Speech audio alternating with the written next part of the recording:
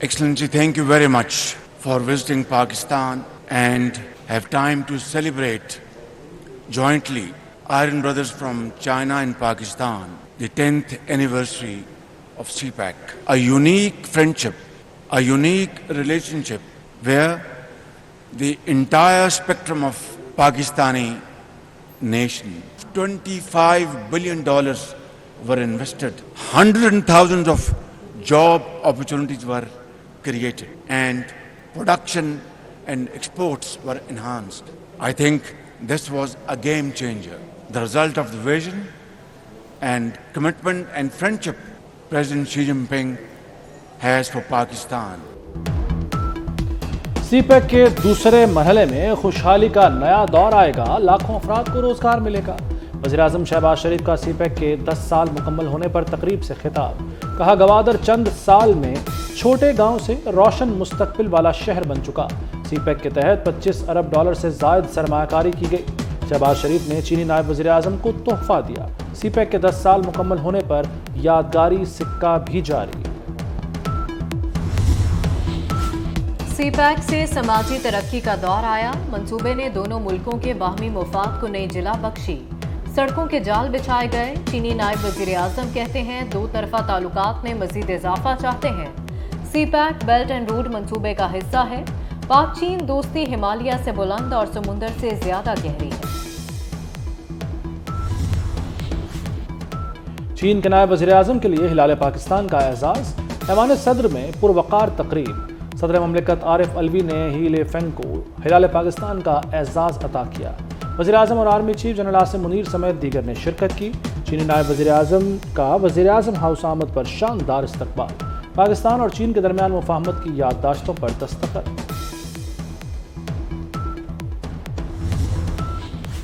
Army chief general Asim Munir سے چین کے نائب وزیر اعظم ہی لی فینگ کی ملاقات۔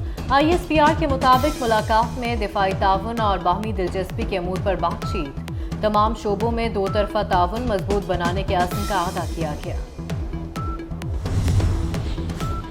معاشی اشاریہ بہتری کی جانب گامزن ہے، ملکی معیشت جلد مستحکم ہو جائے گی، وزیر خزانہ اسحاق ڈار پرعزم۔ اسلام آباد میں بینک آف چائنا اسلام آباد برانچ کی افتتاحی تقریب سے خطاب میں کہا نواز شریف نے چینی قیادت سے مل کر سی پیک منصوبہ شروع کیا تھا، بینک آف چائنا اور پاکستان کے درمیان جاری تعاون میں مزید اضافہ ہوگا۔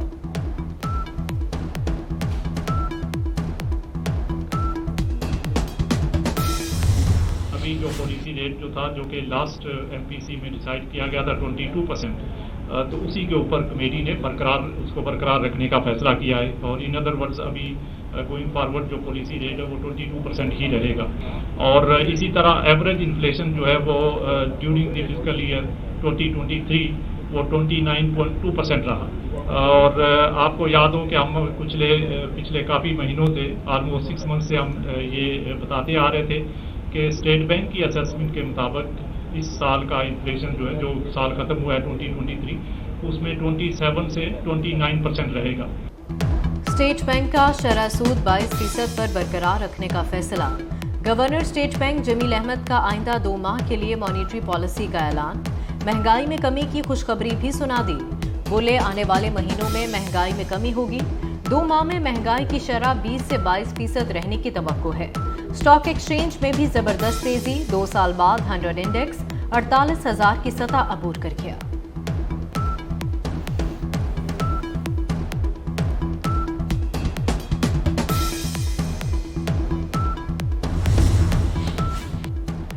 چیئرمین پی ٹی آئی توشہ خانہ کیس میں بیان ریکارڈ کرانے سے بھاگنے لگے، 342 کا بیان ریکارڈ کرنے کا مرحلہ ملتوی کرنے کی درخواست مسترد۔ ڈسٹرکٹ اینڈ سیشن کورٹس اسلام آباد نے آج ذاتی حیثیت میں طلب کر لیا۔ جج ہمایوں دلاور نے ریمارکس دیے کہ چیئرمین پی ٹی آئی اور ان کے وکیل خواجہ حارث نے عدالت کو صرف مایوس کیا۔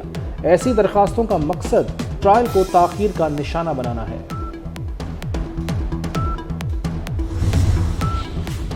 نگران سیٹ اپ میں کون کون شامل ہوگا؟ حکومتی اتحادیوں نے سر جوڑ لیے۔ اسمبلی کی تحلیل اور نگران سیٹ اپ کی تشکیل پر مشاورت۔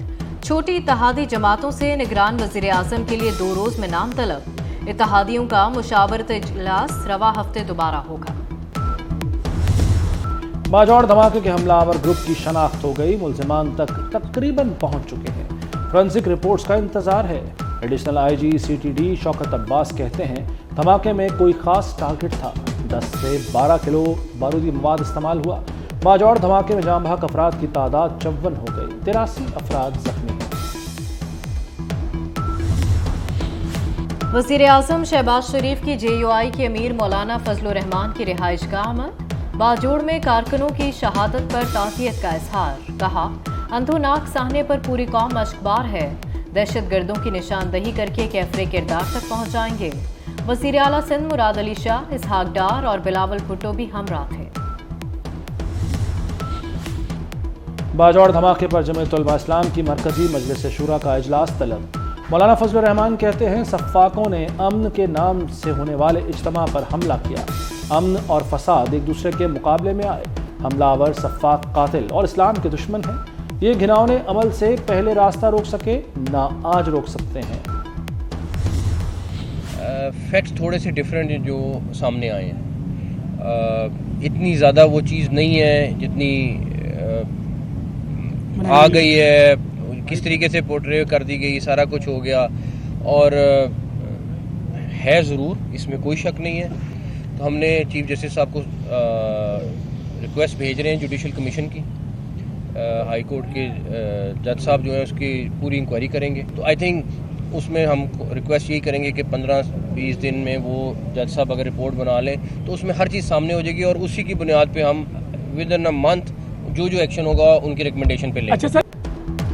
पंजाब हुकूमत का इस्लामिया यूनिवर्सिटी बहावलपुर स्कैंडल पर जुडिशल कमीशन बनाने का ऐलान। वज़ीर आला मोहसिन नकवी को इब्तदाई रिपोर्ट पेश। तहकीकात लाहौर मुंतकिल करने का फैसला। Chief justice Lahore high court को जुडिशल कमीशन के लिए दरखास्त की जाएगी। यूनिवर्सिटियों में इंसदादे हिरासमेंट सेल भी बनेंगे। मोहसिन नकवी कहते हैं स्कैंडल के जिम्मेदारों को माफ नहीं करेंगे। बेटियां सबकी सांझी होती हैं, किसी की इज्जत पर हर्फ नहीं आने देंगे।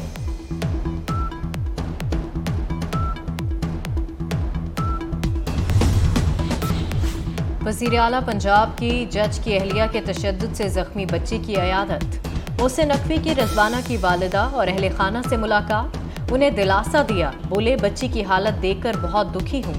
मजलूम खानदान को इंसाफ दिलाएंगे। बच्ची को बेहतरीन इलाज मुआवजा फराहम किया जाएगा। वर्ल्ड कप के लिए पाक भारत मैच का शेड्यूल तब्दील। भारत से टाकरा 15 की बजाय 14 अक्टूबर को होगा। हतमी ऐलान ICC की तरफ से जारी किया जाएगा। पाक डच मुकाबला भी रीशेड्यूल कर दिया गया।